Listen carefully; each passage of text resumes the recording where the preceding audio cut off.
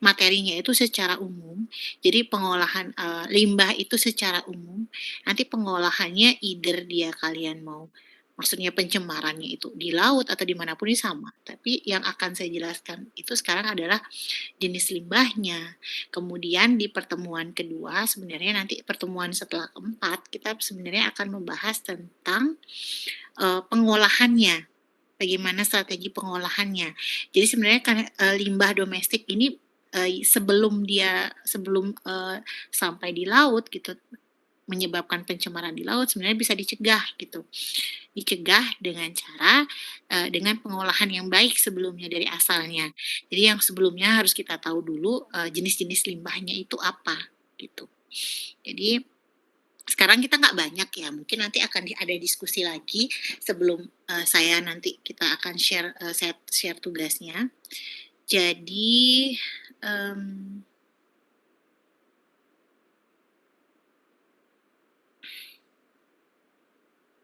PowerPoint saya terlihat nggak ya?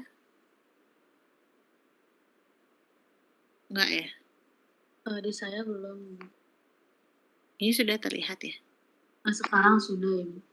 Sudah ya? Oke.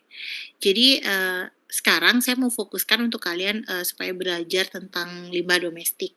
Yang saya jelaskan itu, mostly limbah domestik itu adalah limbah rumah tangga, gitu. Jadi limbah rumah tangga ini sebenarnya, limbah-limbah yang kita baca sebenarnya yang ngomongin kita kalau ngomongin limbah gitu, jadi tidak hanya sebenarnya sebatas mencemari laut ya. Jadi mencemari, banyak sekali bagian ekologi yang lain gitu seperti, pencemaran tanah, danau, dan ekosistem-ekosistem yang lain. Tapi karena kita di sini akan fokus ke laut ya, jadi tapi sebenarnya tidak, kalau yang saya akan jelaskan itu nanti mungkin kalian akan fokus lebih ke pengolahannya, gitu. Jadi saya sekarang mau kenalkan kalian tentang limbah domestik. Jadi limbah domestik ini berasal dari rumah-rumah tangga, gitu. Jadi limbah domestik, ini definisinya dapat juga disebut dengan limbah rumah tangga. Limbah yang merupakan buangan atau sesuatu yang tidak terpakai berbentuk cairan, gas, dan padat. Limbah rumah tangga dapat diartikan sebagai limbah yang berasal dari dapur, kamar mandi, cucian, limbah bekas industri, rumah tangga, dan kotoran manusia itu termasuk limbah domestik ya. Jadi limbah itu eh, eh, ini yang memang limbah manusianya spesifik sekali ya yang akan saya jelaskan. Kemudian, bentar. Nah, dalam dunia arsitektur ada metode yang bisa diterapkan dalam merencanakan pengolahan limbah rumah tangga, yaitu dengan membuat saluran air kotor, pembuatan bak peresapan, atau membuat tempat pembuangan sampah sementara. Nah, kalau limbah rumah tangga itu dibedakan menjadi limbah padat dan limbah cair. Gitu. Biasanya kalau saya, lihat sih, limbah dari yang saya lihat dari saluran pembuangan di setiap rumah itu, limbah yang berasal dari dapur gitu, limbah makanan gitu, limbah dari dapur itu saluran pembuangannya berbeda dengan limbah, dari toilet, gitu. Jadi mungkin kalian banyak yang sudah menggunakan, septic tank seperti itu, mungkin tahu yang menggunakan septic tank yang biasanya kalau kalian lihat kalau kalian pernah ke toko bangunan, terus kalian lihat ada, tank yang besar, apa sih ya namanya, bak yang besar yang warnanya hijau, itu salah satu, biotank namanya. Jadi itu salah satu, tank yang mampu, melakukan, bioremediasi. Jadi kayak dia memanfaatkan teknologi mikrobakteri untuk mengolah limbah tersebut sehingga bisa, sehingga tidak, sehingga bisa dibuang di ekosistem dengan lebih aman gitu. Jadi, itu seperti ya, jadi bahan bahan organiknya yang berlebih itu akan dimanfaatkan oleh mikrobakteri, kemudian akan, bisa dikeluarkan dalam bentuk yang tidak toksik atau tidak merusak lingkungan, tuh. Jadi kalau kalau kita menggunakan septic tank itu, jadi kita tidak perlu sebenarnya, eee, sedot WC kalau kalian tahu. istilah sedot WC kalau dulu kan masih belum ada ya. Jadi itu kita kita nggak perlu. Nah, kalau di ini, kalau di saya, kemarin saya waktu ke Jepang, waktu sempet 2015 ya kayaknya, 2017. Waktu itu, saya belajar tentang pengolahan, bahan pencemar seperti itu. Nah, kalau di Jepang itu memang mereka sudah terbiasa memilah sampah ya. Jadi ada sampah, sampah yang plastik, sampah non plastik, kemudian sampah yang botol-botol yang, high pressure itu seperti misalnya, eee, Baygon ataupun apa ya, Baygon, terus yang punya yang biasanya disemprot yang mengandung gas itu beda lagi, itu beda lagi gininya, apa namanya, beda lagi, tempatnya. Kemudian ada sampah dalam bentuk, apa namanya ya, lampu di rumah, di lampu, balon-balon lampu, baterai, itu beda lagi. Jadi kalau di Jepang itu eee mereka punya sistem pengolahan yang memang sangat sudah sebenarnya tidak tidak yang sangat canggih sekali tuh enggak, gitu.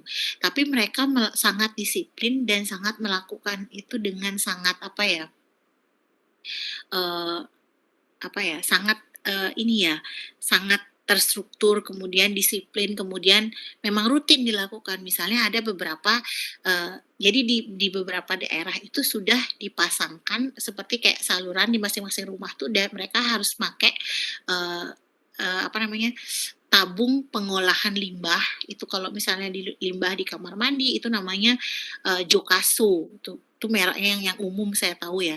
Jadi mereka punya pemerintah itu bekerja sama dengan perusahaan-perusahaan swasta yang, bergerak di pengolahan limbah. Jadi perusahaan-perusahaan swasta itu yang akan collecting, limbah-limbah itu, limbah-limbah yang tidak dibuang, limbah domestik dari dapur ataupun, eee, apa ya, yang digunakan rumah tangga sehari-hari seperti baterai, alat elektronik seperti itu ada, company yang beda. Kemudian, di sampah, gininya, di sampah toilet seperti itu, sampah dari limbah dari toilet itu ada lagi gitu sistemnya yang, ada lagi. Jadi masing-masing rumah itu harus install itu, harus install, eee, apa namanya tadi, biotank itu. Biotank itu umumnya waktu itu yang saya pabrik yang saya kunjungi itu Jokasu. Karena waktu itu saya di Mie Prefecture itu, memang mereka kerjasama dengan ini Jokasu itu yang paling besar, company-nya di sana. Nah, waktu itu yang saya pelajari itu mungkin kalau kalian juga lihat rumah-rumah orang Jepang itu, jadi mereka itu mengolah limbahnya, limbah domestik dalam terutama yang limbah padat, limbah cair dalam bentuk makanan ataupun limbah dari toilet itu mereka diolah sendiri gitu di sana di dalam septic tank-nya kemudian dikeluarkan, dibuang dalam bentuk yang sudah terolah gitu, dalam bentuk yang sudah bersih, dalam bentuk yang aman bagi lingkungan. Makanya kalau kalian lihat kadang-kadang di luar rumah orang Jepang tuh di depannya tuh ada kolam, ada bukan kolam sih, kayak di gotnya itu ada ikan. Sebenarnya ikan-ikan yang ditaruh itu adalah, untuk, sebagai biokontrol. Jadi untuk mengetahui apakah limbahnya itu sudah aman, sudah sesuai standar lingkungan atau belum yang sudah diolah di dalam itu, gitu. Kemudian yang bagian-bagian lain seperti baterai itu ada ke perusahaan pengolahannya. Jadi mereka itu fully, yang mereka terapkan selama ini di Jepang itu adalah recycling. Jadi mereka tidak membuangnya sembarangan, jadi recycling itu juga karena memang mereka ketika, apa namanya, Jepang itu kan juga dikelilingi laut ya, jadi rentan sekali juga terkena bencana. Jadi saat ombak besar, saat terjadi ini, apa namanya, ombak besar atau tsunami atau musim-musim tertentu tuh kadang-kadang beberapa wilayah itu kena hamparan sampah yang sangat banyak entah dari mana gitu. Jadi mereka mereka terinspirasi dari itu juga dan permasalahan itu jadi mereka mengembangkan teknologi pengolahan mandiri seperti itu. Dan pemerintah juga menggandeng, perusahaan-perusahaan swasta Nah, terakhir ini, yang waktu itu saya ke sana 2017, mereka mengembangkan sebenarnya bukan hal yang baru ya, di sini juga sudah banyak, eee, filtrasi membran filter, biofilter yang dengan menggunakan membran. Jadi kalau misalnya kita belajar biologi, mungkin kalian tahu, apa namanya, membran sel, ya seperti itu konsepnya juga seperti itu. Jadi biofilter dengan teknologi membran. Jadi dia bisa memfilter cairan, dan apa namanya, partikel-partikel sampai ukuran sangat kecil, tuh. Itu teknologi biasanya mereka gunakan untuk, teknologi yang, seperti misalnya pengolahan misalnya lokasi-lokasi yang, wisata yang besar misalnya seperti itu, atau yang melibatkan yang sangat terkait dengan lingkungan. Misalnya kemarin saya juga ke sana waktu saya lihat di akuarium yang besar ada di Toba Island ya, namanya apa ya, Toba Island ya. Jadi di situ tuh ada akuarium yang besar sekali, mereka punya kayak SeaWorld Jakarta ya namanya apa ya? Jakarta namanya apa ya? Saya kok lupa ya? SeaWorld, apa ya namanya yang akuarium yang besar itu? Jakarta Aquarium, Ibu. Enggak, bukan. Yang apa sih? Yang ada akuariumnya kayak yang di Kempinski itu, yang masa Jakarta Aquarium ya? Enggak sih kayaknya. Yang di Ancol Jadi namanya SeaWorld, Ibu. SeaWorld ya? Ya Iya. kayaknya SeaWorld kayak itu deh. Jadi lebih ke kayak SeaWorld, mereka punya besar sekali dan, semua yang ada di sana itu kan hewan laut ya. Jadi, mereka ambil, air yang mereka di kolam itu mereka ambil semuanya directly dari, laut, gitu. Kemudian mereka setelah digunakan itu kan dibuang, sebelum dibuang itu dibersihkan dulu, difilter supaya aman. Jadi, apa namanya, materi-materi yang berlebih seperti misalnya bahan organik yang terutama itu dari, kotoran-kotoran ikan itu difilter dulu, dibersihkan. Jadi dia teknologinya biofilter pasti. Nah, yang biofilter itu ada endapan-endapan ininya, solid waste-nya itu yang kemudian diolah dengan menggunakan mikroorganisme yang padatan-padatan yang, apa namanya, yang bagian padatnya biasanya sisa makanan dari, eee, ikannya ataupun dari feses-fesesnya. Jadi solid, waste-nya, itu yang diolah. Kemudian airnya itu juga dibersihkan dengan biofilter karena kan solid waste itu tidak hanya solid waste itu dan padatan, limbah-limbah padatan dari feses itu kan ada yang sangat tipis ya, jadi kayak mikropartikel yang sangat kecil itu juga disaring dengan menggunakan biofilter. Kemudian dikeluarkan ke laut dalam keadaan yang sudah, bersih gitu, sudah aman dikeluarkan. Jadi mereka juga punya biokontrol di luar itu adalah itu ikan. Ikan yang mereka ada di saluran pembuangannya itu ada ikan juga, mereka naruh ikan di saluran pembuangan itu ada kolam dulu sebelum dibuang. Ada kolam kecil kayak, got ya, kayak kolam kecil itu. Jadi itu, ikan-ikan itu untuk testing apakah, airnya sudah sesuai dengan standar di luar atau belum gitu. Nah, kemudian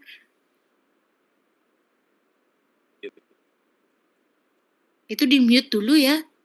Ini saya lama nih. Jadi setelah diolah itu baru dikeluarkan ke laut, kemudian mereka akan pump lagi, air dari laut untuk, eee eee eee, digunakan di akuarium. Jadi mereka pump out, pump in gitu.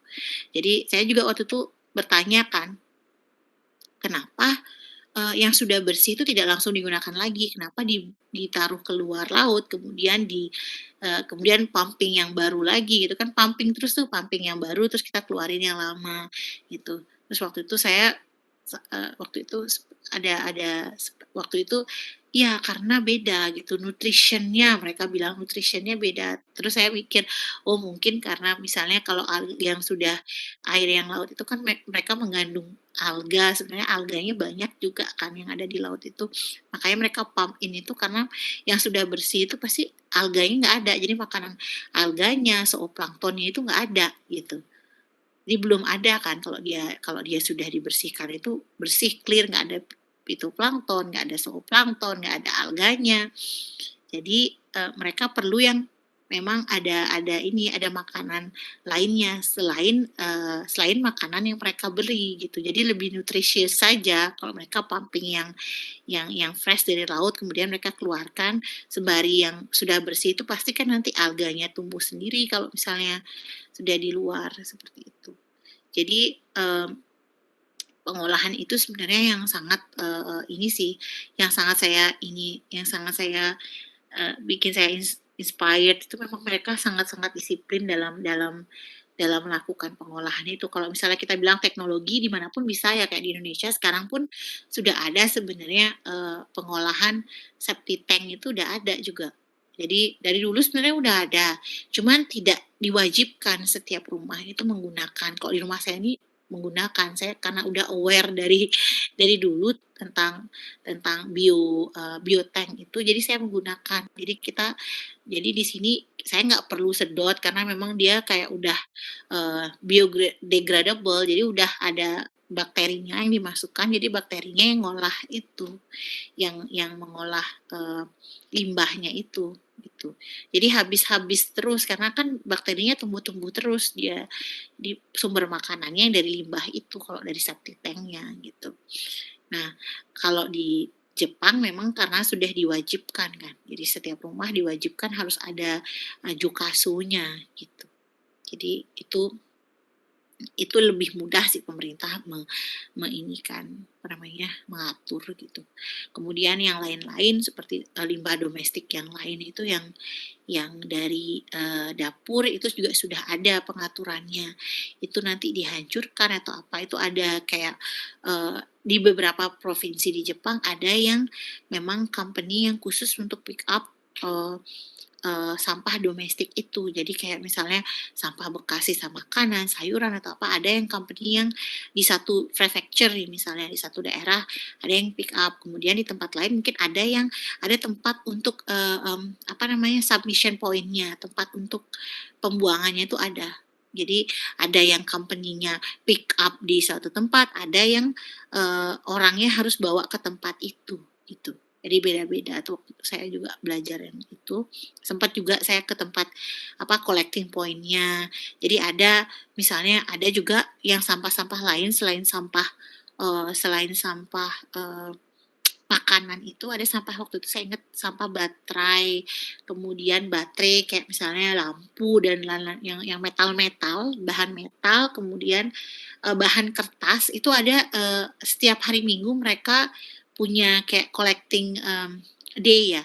Jadi tiap hari Minggu itu mereka bawa sampah-sampahnya mereka ke satu tempat, kalau waktu itu saya ke lapangan gitu, jadi dalam satu area kayak kalau saya bilang sih itu kelurahan ya.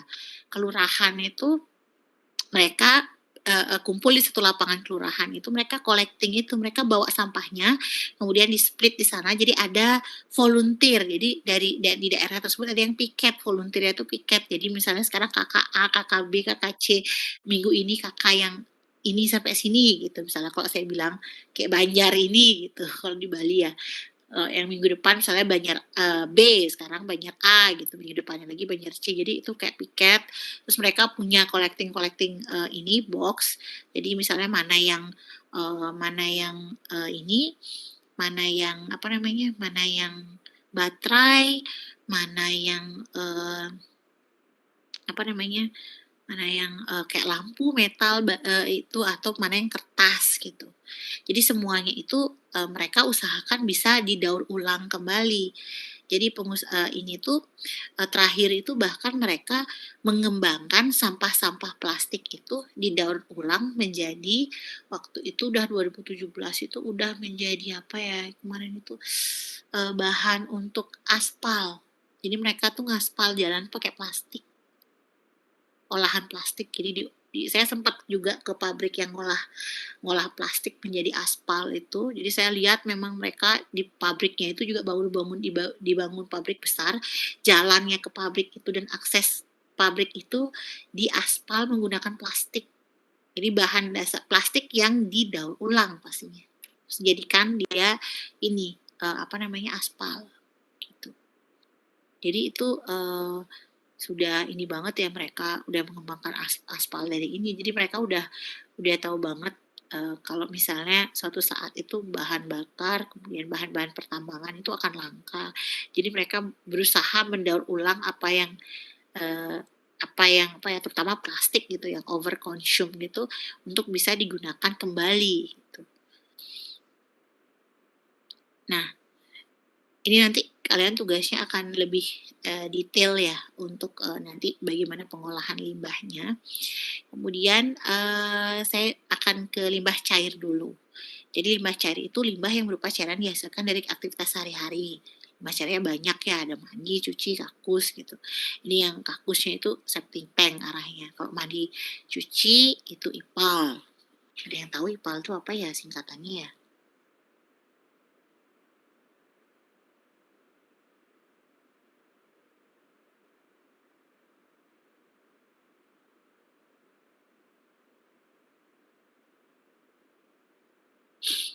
Apa ya IPAL ya? Instalasi pengolahan air limbah, Bu. Oke, instalasi pengolahan air limbah. Oke, dah. Ada yang jawab ya kalau nggak ditugasin ya. Jadi IPAL itu instalasi pengolahan air limbah. Kemudian kakus, itu ada septic tanknya. Kalau biasanya kan kalau kalau sekarang sih udah banyak sih yang pakai septic tank, biotank. Kalau septic tank itu kan kayak cuman tempat penyimpanan ya. Kalau sekarang udah berkembang sekali, eee, biotank. Jadi ini juga sebenarnya kalau dulu tuh kalau misalnya saya lihat sih masih pakai yang ijo yang ada di Bali tuh kayak biotank itu saya mereknya apa ya waktu itu ya, saya lupa biotank sih kayaknya. Bio apa ya yang ijo, yang besar itu. Tapi sekarang udah banyak sekali, berkembang ada merek-merek Jepang juga, kalau dulu saya kayak merek apa ya, saya lupa juga. Cuman harganya juga lumayan sih, kalau sekarang kayaknya semakin banyak merek yang bervariasi juga semakin harganya juga semakin oke ya. Yang sekarang banyak nih ada PT Asahi, ini juga merek Jepang nih, Yokasunya Jepang. Jadi mereka Ipal Bio Asahi ini dia punya pengolahan air limbah domestik, pengolahan air limbah medis, pengolahan air limbah industri, pengolahan air limbah pertanian. Jadi dia punya semuanya nih. Nah, ini juga ini beda-beda ya ininya nih.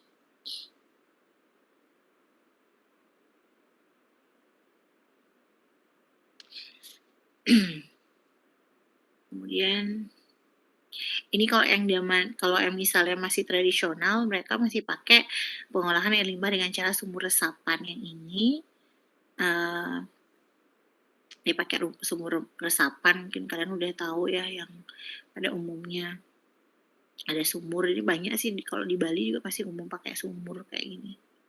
Tapi ada jaraknya antara sumur dengan, septic tank-nya ini. Ini ada minimum jaraknya septic tank-nya. Kemudian pengolahan air limbah dengan cara penyaringan. Nah, ini penyaringan ini sebenarnya, apa namanya, sebenarnya, teknik filter yang sederhana sebenarnya. Jadi kalau misalnya dulu orang traditionally masih pakai, seperti ini, tapi ini udah penyaringan ya tipenya. Kalau sekarang kan udah dalam skala membran ya. Kalau dulu mungkin masih 1 senti tuh, batas penyaringannya. Jadi yang 1 senti itu, yang di atas 1 senti itu nggak bisa lewat gitu. Tapi sekarang mungkin udah ukuran nano ya. Jadi sangat aman sekali semakin tinggi, apa ya, semakin selektif sebuah biofilter atau tempat penyaringan itu akan semakin, efektif juga, penyaringannya gitu. Jadi dengan menggunakan drum dirubang ini masih tradisional yang ini. Saya sebenarnya sengaja sih nunjukin kalian yang tradisional ini karena tugas kalian akan yang yang modern gitu. Jadi perkembangan, filtrasi, biofiltrasi untuk, yang sekarang seperti apa gitu. Jadi, seperti ini yang dulu, pembuatan lubang di luar dapur dengan ukuran panjang, lebar masing-masing 110 cm. Ini yang masih skala di desa, masih skala yang dulu ya dalam skala kecil seperti itu.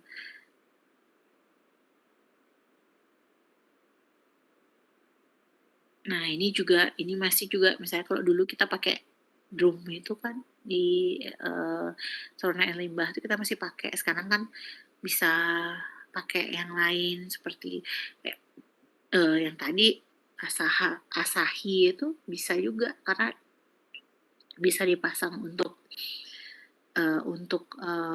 limbah dapur ataupun limbah dari, toilet gitu. Nah ini yang menggunakan septic tank, pengolahan air limbah kloset dengan menggunakan septic tank. Ini septic tank ya, belum biotank ya. Kalau septic tank itu kan hanya menampung, jadi konsepnya menampung, kemudian nanti disedot gitu dalam jangka waktu dia penuh, kemudian disedot. Sedangkan kalau konsepnya, kalau biotank kita sekarang yang baru itu konsepnya berbeda. Itu nanti sebenarnya tugas kalian untuk ini. Kemudian limbah padat. Jadi limbah padat yang merupakan sampah yang tidak diperlukan lagi oleh pemiliknya. Limbah padat sampah itu ada yang basah, ada yang kering, gitu. Pakan ternak, kemudian kompos, dan yang daur ulang gitu. Daur ulang tuh apa yang kering-kering itu yang banyak sekali. Kayak misalnya kertas termasuk yang kering kan. Apa yang kering itu termasuk yang pokoknya yang udah tidak dibutuhkan lagi oleh pemiliknya gitu. Yang basah-basah itu pakan ternak, kemudian kompos, kemudian apapun yang dari dapur itu yang basah itu termasuk misalnya sisa makanan seperti itu. Sisa makanan, sisa sayuran, semua basah-basah itu tergolong sampah basah. Kemudian limbah yang dijadikan kompos dapat menggunakan dipasang tegak, diganja. Limbah ini bisa dijadikan kompos ya sebenarnya. Kalau saya di rumah saya tuh ada satu tempat yang biasanya saya taruh, yang biasanya saya untuk kayak mengubur mengubur kayak, sisa-sisa sampah dapur gitu. Atau misalnya ada nasi yang udah kemarin tuh saya polos aja ya kadang-kadang kadang-kadang males atau gimana, taruh di atas ini, di pot tanaman, itu biasanya ditabur di situ. Kadang-kadang juga nggak bagus sih sebenarnya, harusnya kita tampung ya di satu bagian itu. Tapi saya kadang-kadang ditabur semua karena over bahan organik juga nggak bagus ya. Karena itu over bahan ini organik juga kadang nggak bagus. Cuman waktu itu tapi masih lebih subur sih pada degree tertentu ya. Jadi boleh sebenarnya dikasih tapi pada degree tertentu gitu. Nah, kalau kompos ini, biasanya sampah daun sih ini, kalau saya sampah daun dan sampah-sampah dari tanaman gitu. Kalau yang sisa itu yang sisa pakan, yang saya bilang sisa makanan itu hanya kayak saya doang sih yang menerapkan. Jadi saya jadikan pupuk gitu loh ke pohon-pohon saya, eee, da dan memang berfungsi sih, lebih lebih lebih subur dia kayak pupuk, tapi in some degree ya. Jadi sampai level berapa maksimumnya, tapi nggak bagus juga kalau misalnya berlebih gitu. Jadi sampah dapur ini ditampung dalam dapur, kemudian ya limbah yang dijadikan kompos ini bisa dipertimbangkan. Eee, eee, ada juga teman saya kemarin kalau ada kalian yang ikut pengabdian di desa lebih itu, ada yang, pembicaranya itu tentang ini ya, kompos ya. Jadi itu pengolahan sampah organik menjadi kompos. Jadi dia collecting sampah-sampah organik kemudian dia olah menjadi kompos gitu. Itu juga teman saya anak biologi sih. Jadi, itu lumayan juga mereka bisa jual kompos waktu itu. Jadi, masyarakat, membantu, kita kita jual sampah organik, kita dapat benefit kan, Jadi nggak membuang langsung, jadi mereka juga dapat benefit. Jadi mereka beli sampahnya kita sama kayak misalnya, pemulung yang membeli ini mereka daur ulang, kemudian kok ini bukan ininya, bukan apa namanya, bukan barang-barang plastik atau barang-barang ini, tapi sampah, domestiknya yang diminta seperti sisa pakan atau sisa daun-daun itu mereka olah untuk menjadi kompos, tuh. Jadi banyak sih tidak dari tanaman, sisa makanan seperti itu tuh bisa dijadikan kompos.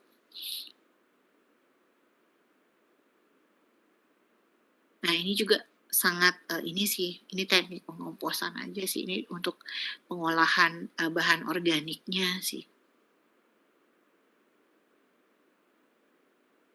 Nah, daur ulang limbah padat itu merupakan salah satu cara yang perlu dapat prioritas utama dalam pengelolaan, sampah rumah tangga karena gangguan pencemarannya tinggi.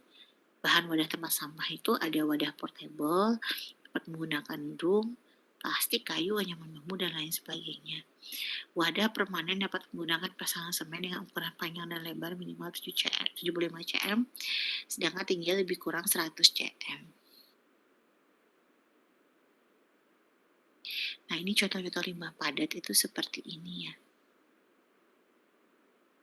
Ini sebenarnya masalah sekali sih masalah limbah, masalah sampah itu di Bali itu karena belum ada sebenarnya yang memang belum ada yang memang concern untuk, perusahaan kayak pengolahan limbah itu belum ada yang fokus gitu, yang pemerintah yang kerjasama dengan pemerintah untuk kayak collecting, sampahnya, kemudian mengolah, belum ada split, belum ada, teknologi-teknologi seperti kayak teknologi dan sistem ya, sistem split sampah seperti itu yang akan mempermudah pengolahan itu.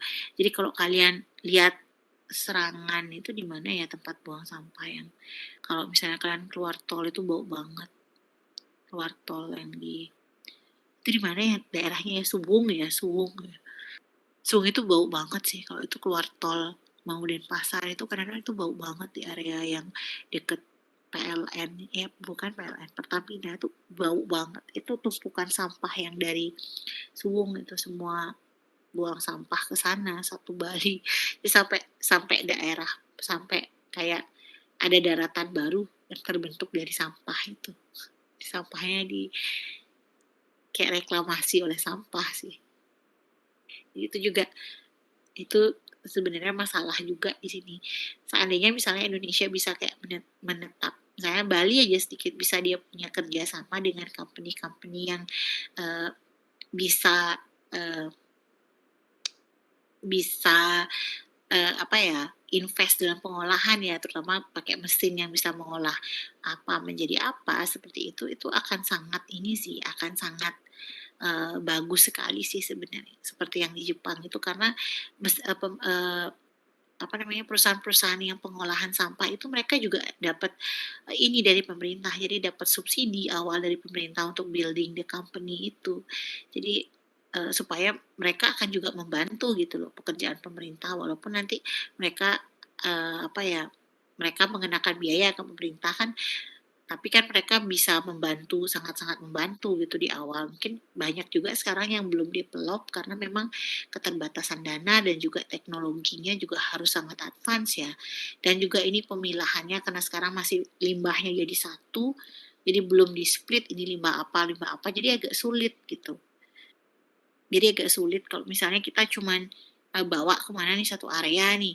Kayak misalnya dulu saya di desa saya tuh pernah ada dikasih eh, dikasih satu kita desa-desa dikasih alat pengolahan sampah tuh alat pengolahan sampahnya untuk menghancurkan sampahnya bahan-bahan organiknya ada itu saya nggak tahu sih detailnya kayak gimana alatnya cuma saya pernah lihat di tempat pembuangan sampah itu ada tempat pembuangan sampah khusus tapi itu nggak dimanfaatkan malah hilang itu nggak tahu dicuri itu gimana jadi itu nggak dipakai jadi masih orang buang sampah ke satu tempat pembuangan kemudian mereka supaya ini sampahnya itu nggak ini mereka bakar supaya habis sampahnya mereka bakar itu kan polusi banget ya jadi uh, juga lumayan sih setiap sore misalnya bakar sampah dan itu kayak ininya lumayan banget sih, apa namanya, asapnya, pencemarannya, itu pencemaran udaranya sangat-sangat ini sih, nggak enak.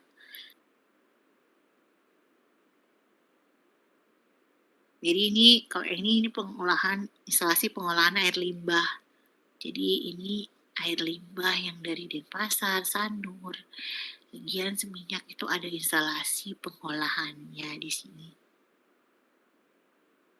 Nah, ini instalasinya, pengolahannya. Tapi saya nggak tahu ya, saya belum pernah ke sini. Bagaimanakah sistem pengolahannya? Maksudnya itu kayak apa ya? Bukan intensitinya, accuracy-nya. Jadi seberapa tingkat accuracy-nya, maksudnya itu sampai level filtrasinya itu, pengolahannya itu sampai sedetail apa gitu. Saya belum ini sih, belum tahu karena saya belum juga pernah ke sini. Tapi sangat ini sih, tapi bisa kalian nanti cari tahu kalau misalnya kalian mau tugasnya mengerjakan tentang ini bisa. Nanti saya kirimkan tugasnya setelah kita kuliah.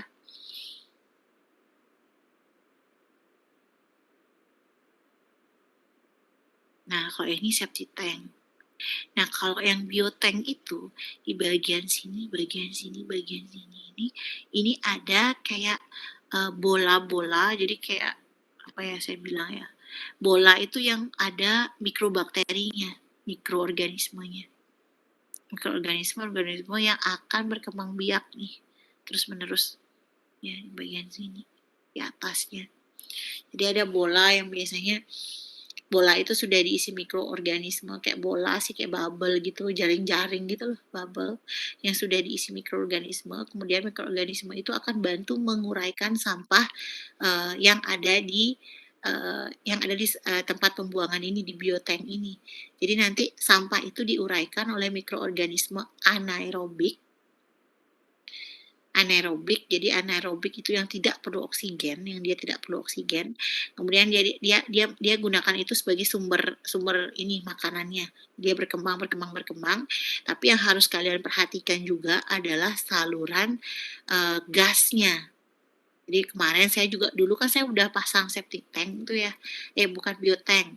Jadi waktu itu saya lupa untuk saluran kemarin tuh dulu itu kan dipasang saluran kayak gasnya itu kan, ada lubang gasnya itu harus ada kan, karena dia setelah dia melakukan apa namanya, mikroorganisme itu kan melakukan kayak fermentasi lah istilahnya. Jadi fermentasi itu hasilnya itu ya CO2 gitu, gas hasilnya karena pernafasan. Karena dia pakai karena dia bakterinya kan anaerob tanpa oksigen, dia hasilnya itu gas CO2 itu harus dan baunya itu gitu itu harus ada tempatnya pengeluarannya. Nah waktu itu tukangnya itu nggak sinkron ya karena yang masang biotank beda, terus tukang yang masang instalasi rumah yang lain-lain tukang bangunannya beda lagi. Dia nggak tahu kalau itu lubangnya memang untuk ya lubang gitu, ditutuplah sama dia. Nah itu sempat sampai toiletnya saya tuh sampai keluar gelembung-gelembung gitu. Jadi gasnya itu apa ya gasnya itu ke ini gasnya itu ketahan gitu, nggak bisa keluar. Nggak langsung sih itu kayak takes like 5 years ya, 5 tahun yang lalu baru baru kerasa kemarin. Jadi baru kita aware, oh ini lubangnya ditutup karena kan lubangnya pasti jauh ya, nggak yang kita lihat ya pasti kayak supaya convenient kan memang ditaruh di agak jauh ya supaya lubangnya itu langsung aksesnya itu keluar ke udara supaya nggak bau mencemari lingkungan di rumah gitu. Nah itu kita juga baru aware kok ditutup ya lubangnya sama jadi polos aja tukang ininya, tukang apa, tukang, tukang keramik, tukang bangunannya keramik, ditutup aja. Oh ya saya tanya sama kontraktornya, "Itu kan udah ada ya?" "Iya ada."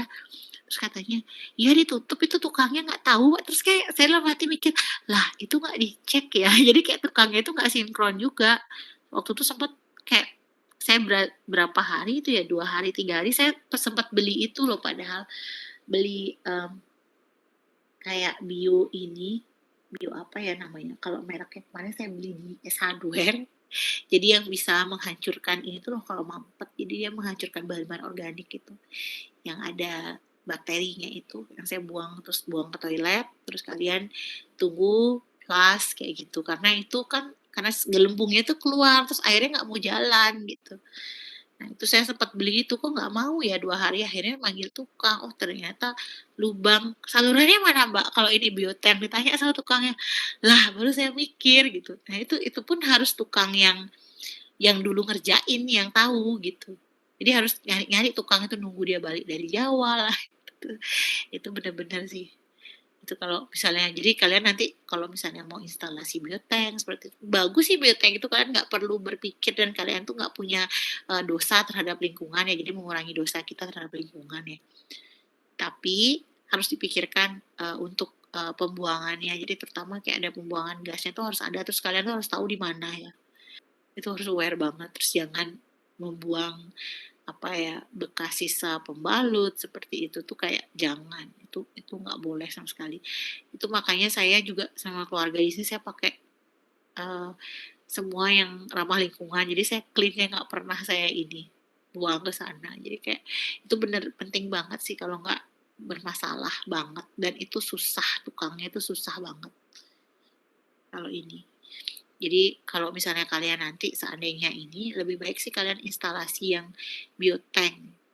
Biotank sekarang udah banyak, kan tadi saya ada Asahi juga, Ipal Asahi, terus ada banyak sih, kalau dulu sih nggak banyak ya, yang dulu yang available di, ini, di mana namanya, toko bangunan hanya itu. Cuman yang lain sekarang udah tambah banyak sih.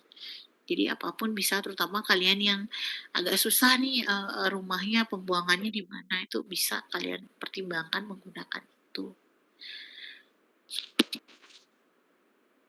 Ada pertanyaan sebelum saya kasih tugas?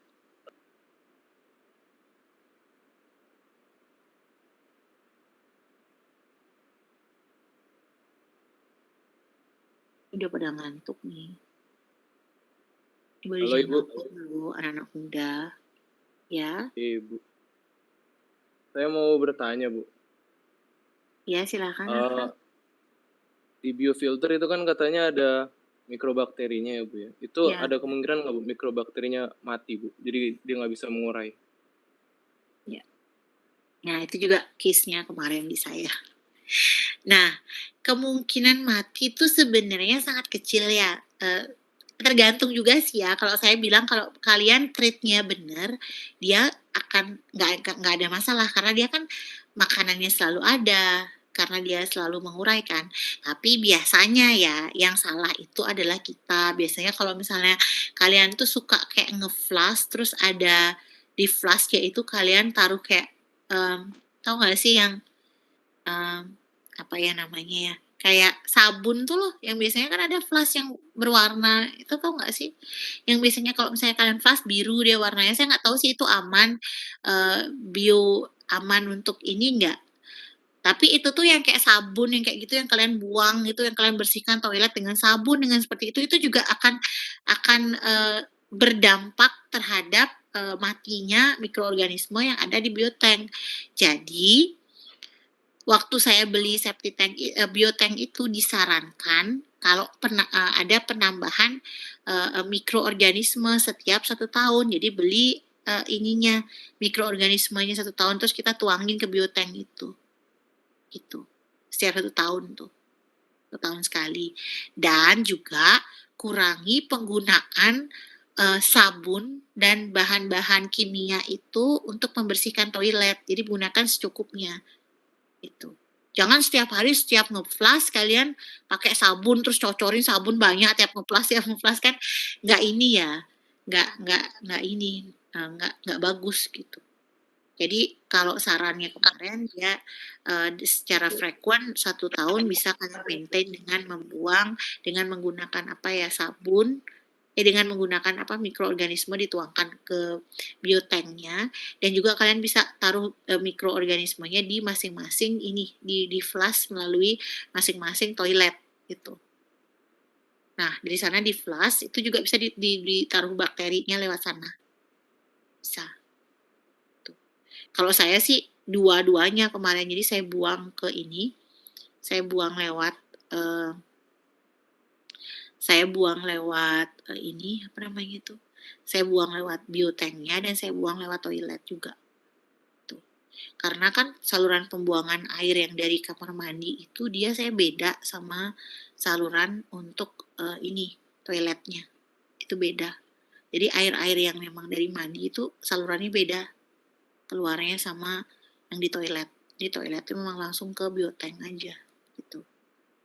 Makanya kalau dari mandi itu nggak masalah sabunnya, cuman yang di flush, yang di toilet itu, apalagi mama saya yang tiap hari kayak, pakai apa sih, Porsteak atau apa yang setiap hari pakai itu, habis toiletnya tiap hari dibersihin pakai Porsteak itu mati sih, mati ininya, apa namanya, bakterinya. Karena keseringan tiap hari gitu. Ada lagi pertanyaan? Nanti saya kasih tugas ya, kalian bisa baca lebih detail. Tugasnya nggak banyak sih. Nggak banyak kalau langsung ini sih, kalau langsung ujian. Ada pertanyaan lagi? Udah lemes ya? Ambil data, praktikum nih kalian. Atau masih suasana hari raya nih. 150 orang sepi banget ya.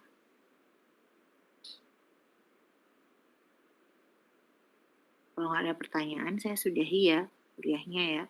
Jadi saya kasih tugasnya, kalian kerjakan tugasnya. Saya ini ketik tugasnya ini untuk tutorial ya.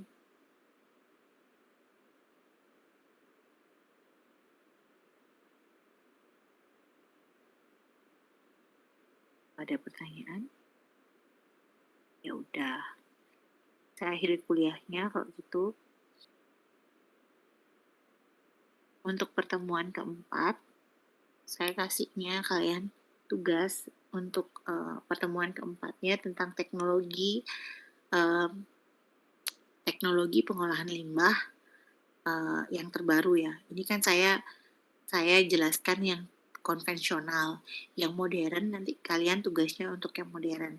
Untuk detailnya saya nanti share ke Inaria ya. Tolong hanya satu korma yang menghubungi saya, kalau enggak saya bingung banget ya. Jadi nanti saya share materinya untuk tugasnya, saya share ke Inaria, terus nanti kalian bisa submission lewat Google Classroom. Nah, untuk ujiannya mungkin kita bisa ujian blog ya, ujian langsung itu.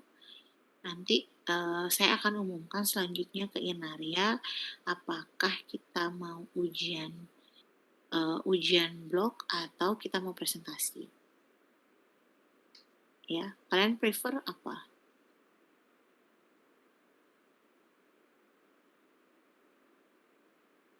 Nggak ada yang prefer ya, udah yang saya tentukan kok gitu. Maaf Bu, boleh izin bertanya? Ya,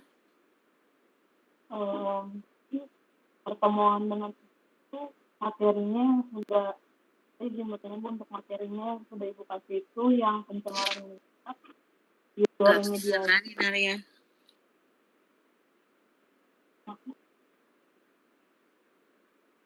Ini ada lagi sih materinya pengolahan limbah modern itu ada lagi materinya.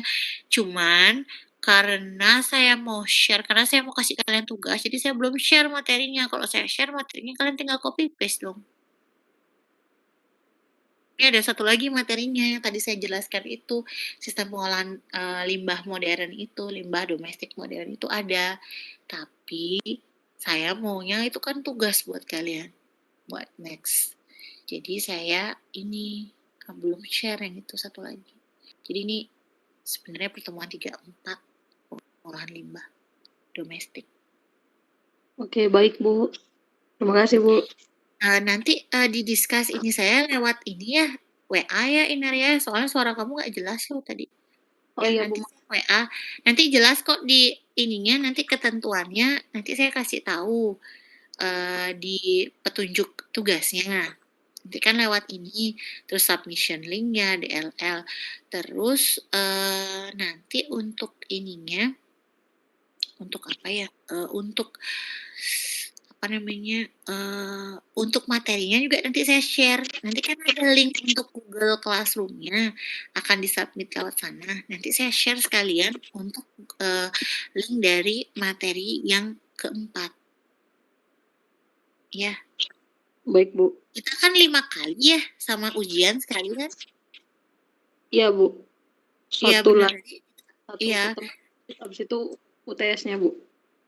Iya, pertemuan satu lagi kita, itu materinya sebenarnya satu lagi ada nih, tapi saya belum share. Jadi saya maunya kalian karena ini kalau misalnya saya jelaskan, nanti kalian karena banyak sekali, jadi saya maunya kalian ambil case masing-masing, gitu. Nanti saya jelaskan ya. Ini nanti saya share langsung sama Inaria. Baik, Jadi Bu. nanti saya, komunikasinya sama Inaria ya, yang lain, korma angkatan yang lain, tolong langsung koordinasinya sama Inaria aja, ya. Jadi supaya saya nggak bingung. Oke, kalau ada pertanyaan bisa kalian tanyakan, lewat Inaria atau sama saya bisa langsung WA saya. Jadi nanti, saya juga mau share yang flyer-flyer yang kemarin saya ini di Jepang, pengolahan limbah apa gitu. Jadi nanti, saya share di Google Classroom ya sama hubungi Inaria. Oke. Jadi kalau tidak ada pertanyaan, saya sudahi kuliah hari ini. Nanti saya hubungi Inaria untuk detailnya. Terima kasih. Udah hadir ya, saya lebih early nih 15 menit.